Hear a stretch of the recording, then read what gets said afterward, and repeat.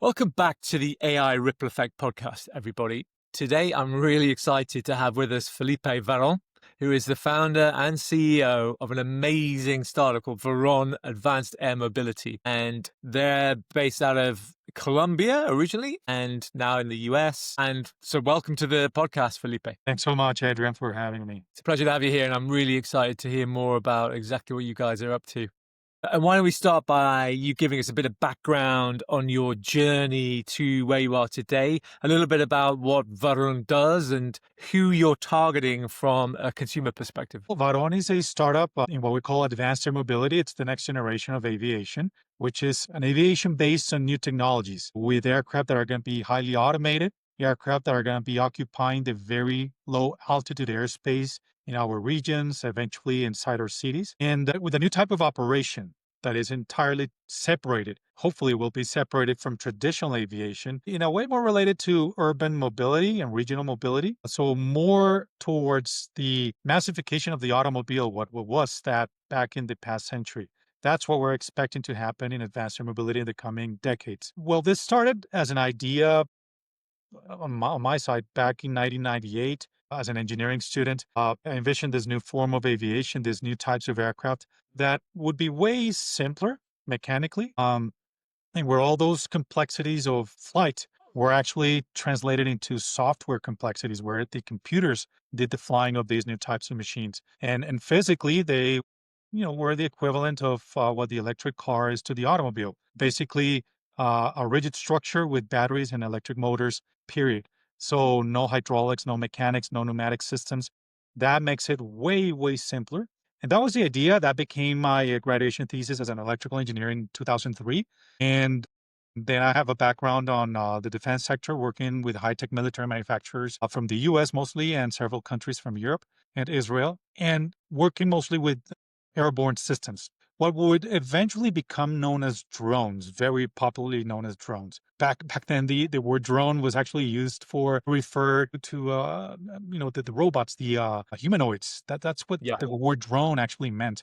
But then this evolved, and then they're popularly known today as these rigid structures with multiple rotors and computers on board. Very sophisticated machines now. What happened towards the mid of the past decade, 2016-ish, more or less, was that these enabling technologies starting appearing, the high power management systems for the bigger, way bigger motors, the more reliable computing systems, and that opened the door for passenger transportation. So no longer just cameras and sensors, but we could think about people. And that was the vision back in my thesis over there in the early 2000s, that someday we could carry people on board these machines. And that's what we have today in front of us. I founded the startup at around 2016, 18, and we've been working on devising the entire idea. We've been creating the path along the way. So this is the leading edge of it.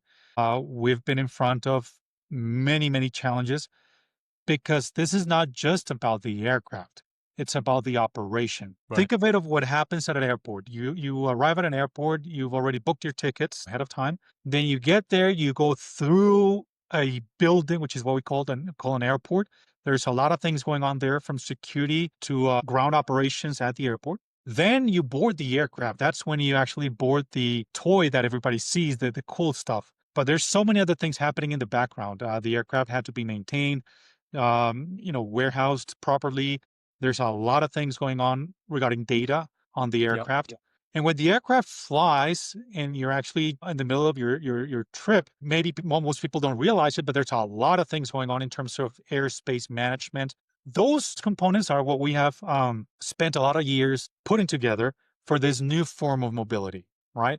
This new form of aviation, where the aircraft are highly automated today, way more than traditional aircraft are, where the entire process that I just described needs to be taken into account at a way smaller scale. And that is, in a nutshell, three components: the aircraft operations, the vertiports, as we call them. They're not heliports or airports. We call them vertiports because of the nature of the vertical takeoff and landing aircraft and operations. And third and last, but not least important, the airspace architecture. Those airspace structures that we need to design to orchestrate traffic properly between our vertiports, the virtual lanes and many other structures that basically are through which the aircraft fly from one vertiport to the other. So that's what we've been putting together.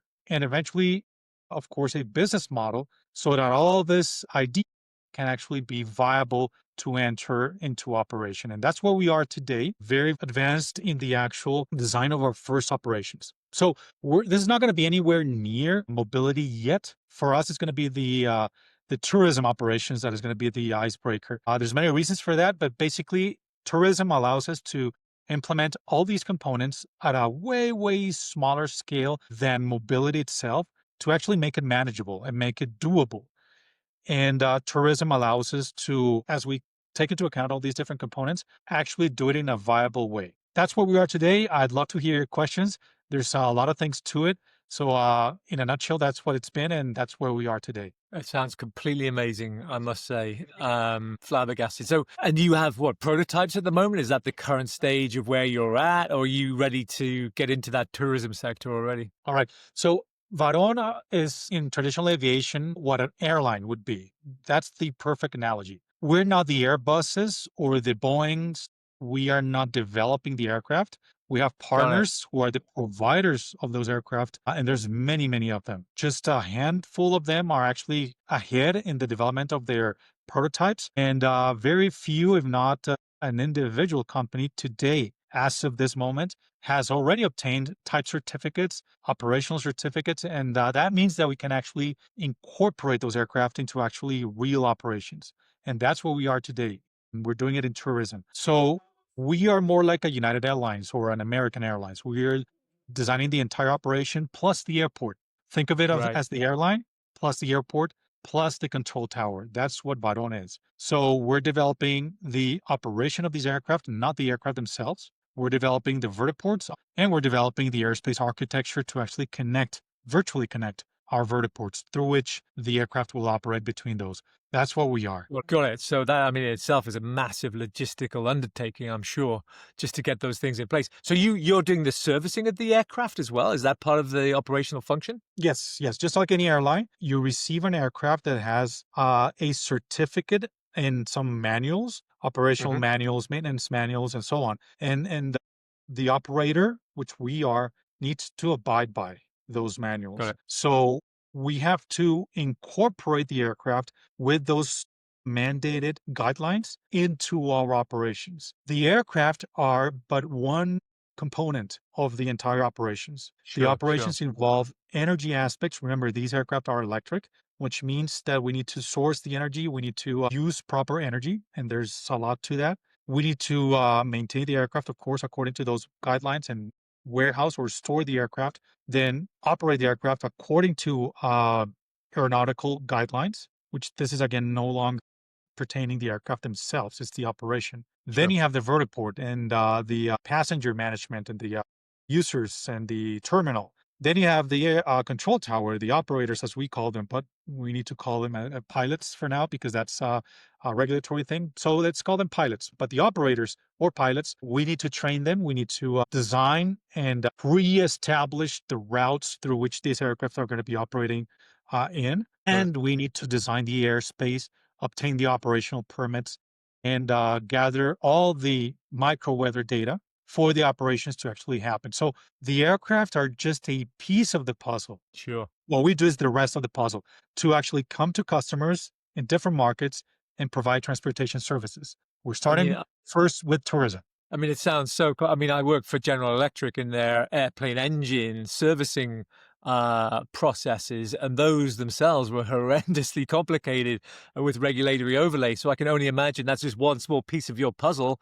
making sure that that's all in place and you have the wider whole spectrum. So my hat is off to you. That is amazing, Felipe, what you're putting in place. So this sounds super exciting. So, I mean, look, that sounds like a very complicated supply chain on both sides. So you must have a broad touch point in the marketplace. Are there particular trends that you're seeing? Are people, I guess, in your space being more relaxed about the regulation with your supply chain complexity? Are tariffs having an impact? What are you seeing out there? Well, there's many questions in your question. There's many points. Let me go step by step here. The first one is that I don't think it's that complicated. This is not rocket science. You see, these aircraft already have existed long ago. I mean, probably a decade ago. There's even flying tubs out there. These things already exist. People flying them more and more as we go along. That's not the actual challenge. The enabling technologies have been there. The challenge has actually been how to integrate those aircraft into real life, real commercial Right. life. That's when Right. it gets complicated because you cannot just offer a ticket to a customer just like that out of the blue. That's illegal. Anywhere in the civilized world, there's regulations. And that's where the bottleneck has been for since many years ago. How do we go through actual regulations that need to be in place and that do not exist yet to make this happen or take the leap from prototypes and ideas to actual commercial operations? So, how do you convert? And this is a task for the aircraft developers. How do you take the step from a prototype to an actually certified aircraft? That's a completely different animal, a prototype or an idea to a certified aircraft. Two different Got animals it. there. And Got it. hugely separated by cost. There's a lot of money involved in certifying an aircraft, and by many other details from traceability to every piece and part of the aircraft to actually production issues and so on. So the aircraft themselves are very simple, like I mentioned at the beginning. These aircraft, compared to traditional aircraft, are the equivalent of an electric car compared to the traditional automobile, the internal combustion engine automobile. It's Right. empty inside. It's just a battery and a chassis and electric motors. That's what these aircraft are. They're essentially a chassis with fixed motors, electric motors, and computers on board. That's it. But from an idea or a prototype to an actually certified aircraft, there's a huge difference. But once you get into maintenance and to the logistics of it, it's not very complicated. You just need to create the regulations that we need to create those regulations. And that's what we've been working on for many years, how to make that happen commercially. And that's where the trick is. Now, to the logistics and the tariffs, well, we're all impacted by tariffs. We had some, at least a couple or three moments in time at which we've had to reassess our numbers because of those tariffs. But I guess the entire world is affected by those. There's nothing particular in aviation. Also, many aircraft are not developed in the United States. So if we're talking about geopolitics, there's dozens and dozens of developers of these aircraft. They're all in their own race to certify their aircraft so that they're able to sell those aircraft to operators like us. There's many Right.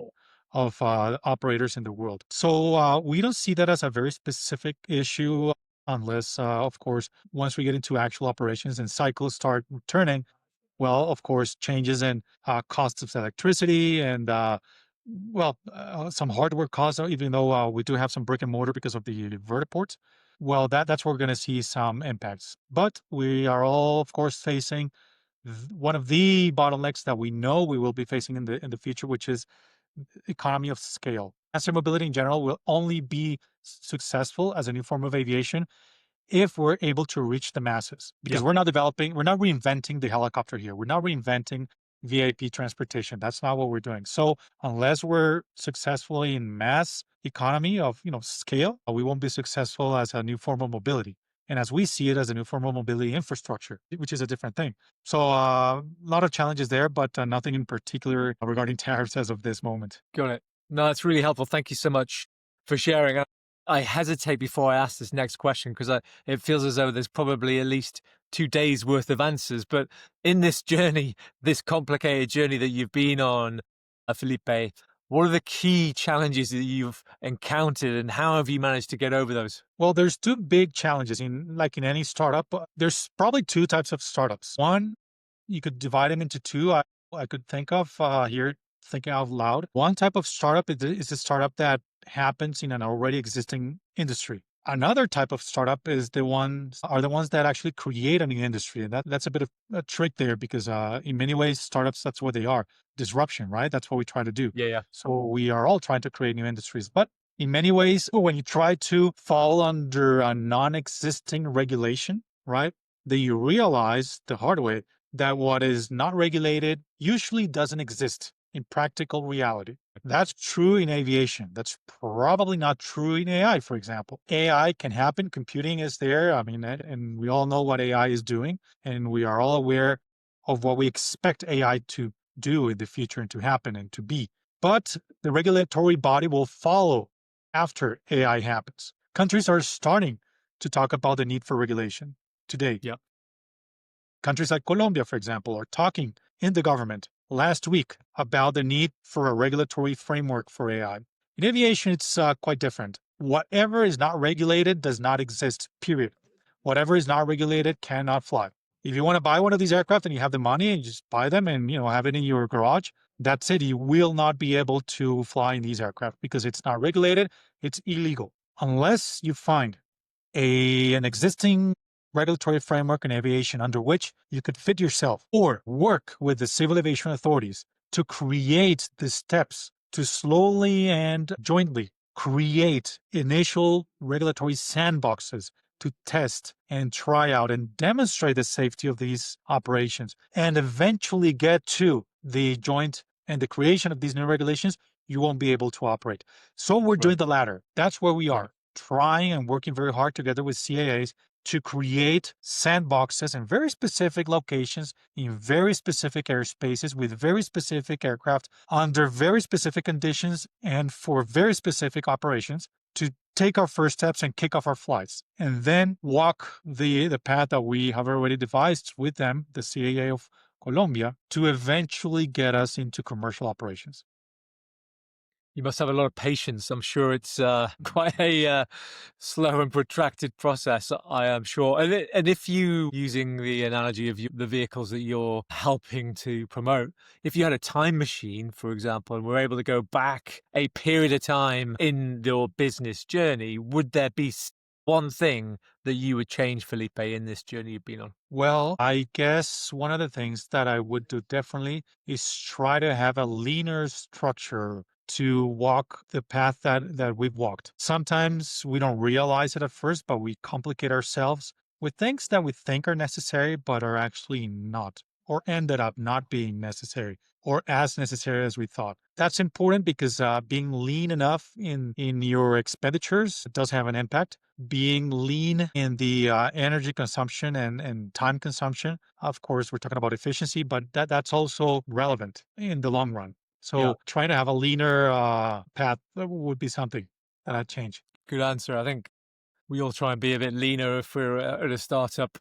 And that's not just because we can't afford to eat. It's on the process side. But look, so it sounds though you've been on an amazing journey, and it seems like you're poised, hopefully, fingers crossed, to get everything in line for springboarding forward. Now, for looking forward, what are the plans for Varon in the coming months and years? What are the big milestones that you're looking to achieve over the next period? Right. Well, we have a seed round right now. We're raising capital to implement our first operation. That's happening in Colombia, in the Caribbean city of Cartagena. That's a highly touristic city where we're partnered with very strong tourism operators. We have terrains already allocated inside private property and hotels. These are not urban hotels. These are very rural and outside hotels and locations. We already have those terrains. We have many things already in place, from the blueprints of our vertiports to the aircraft that we will be using to the airspace design and everything ready to actually deploy our operations. We're at that point right now. We are focused 90% on the capital raise effort right now. And Okay. what we expect to happen is that once we kick off our flights, we'll start this process that I just described together with the Colombian Civil Aviation Authority. We have a plan already in place for very specific sandboxes. These are regulatory sandboxes where we'll be initiating our operations. First operations will probably be unmanned. These drones, these aircraft allow us to do these operations, unlike helicopters and airplanes. That's impossible. So we can do unmanned operations, eventually manned, and as we demonstrate that the actual operation is safe with data, with micro weather data, with aircraft performance data, with vertiport data, and energy data, all the data that I just mentioned, we hope to eventually come to the first commercial operations where we have paying tickets, on Wow. board. And our plan is to replicate these tourism operations. These are tourism operations. We call them adventure rights and sightseeing rights. That's what they are. We're basically monetizing the wow factor of people flying in these aircraft that are a novelty for everybody. Even if you've flown on an F-15 or a helicopter, you have not flown on an electric drone. that is flying on ultra low altitudes. We're talking about 120 feet or so. We're talking about autonomous aircraft, which means two people board the aircraft. These are two customers. The pilots are on the ground, two Wow. operators per aircraft, and the aircraft performs the flight autonomously through already pre-designed, pre-approved routes within the private property of the hotel.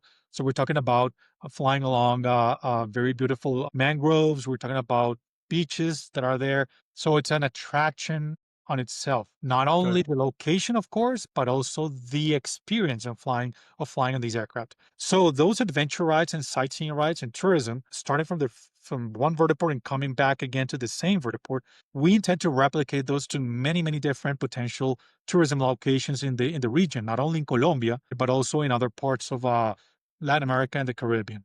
Those operations will have, like I mentioned at the beginning, all the different components of the larger mobility operations. We're not talking about transportation yet, but once we get there, we will know how to deploy different vertiports, how to design these routes, how to the entire know-how of this operation, basically. So that's what we're gathering Sure. alongside the data.